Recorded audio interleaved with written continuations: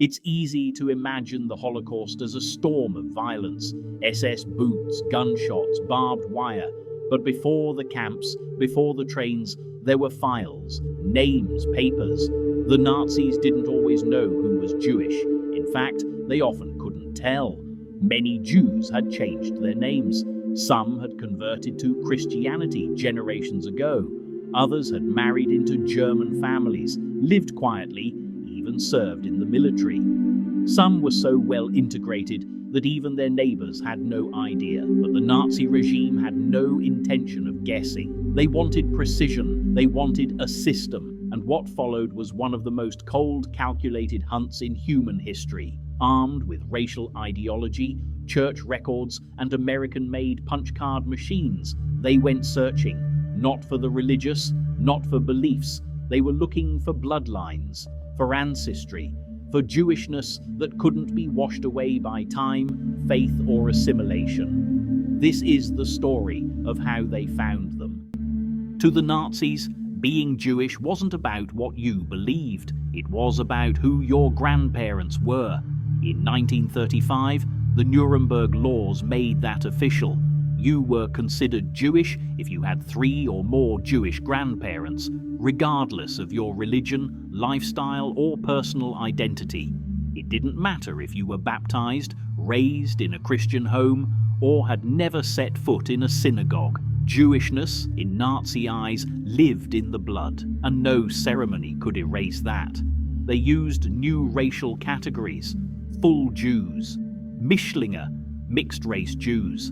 Even people with just one Jewish grandparent were labeled and tracked.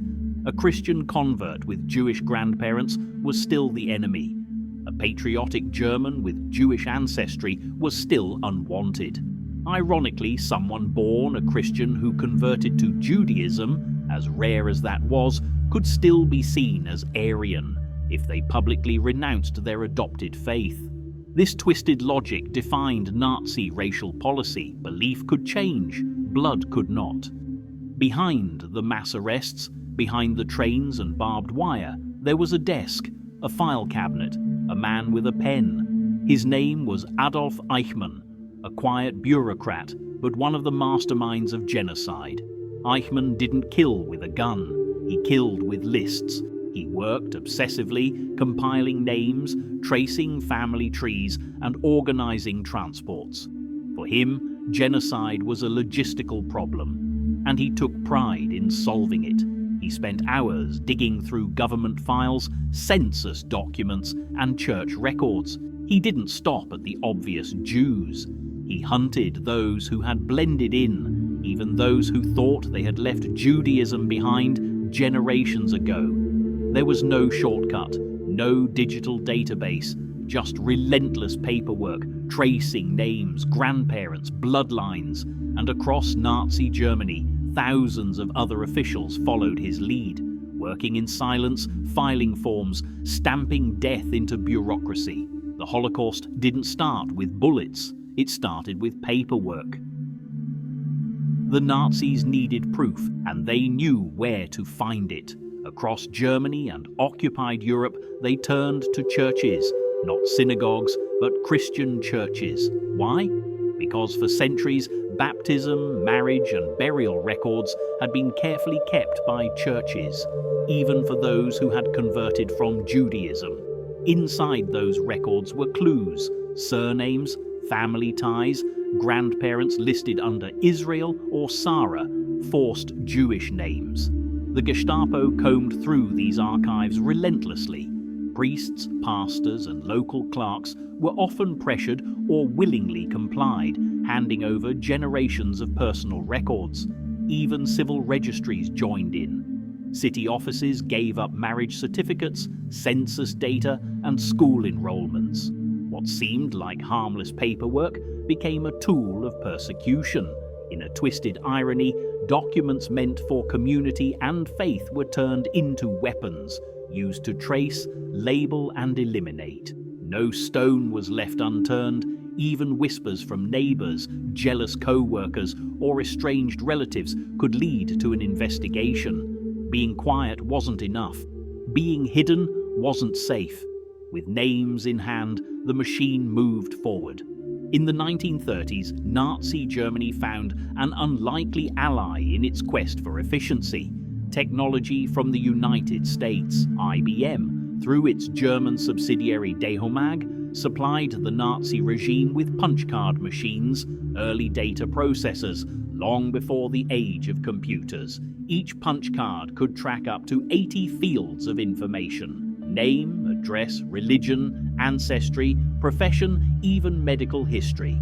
These cards didn't just organize information, they turned people into data points. With this system, the Nazis could sort populations in minutes: who was Jewish, who had partial Jewish blood, who was to be relocated or eliminated.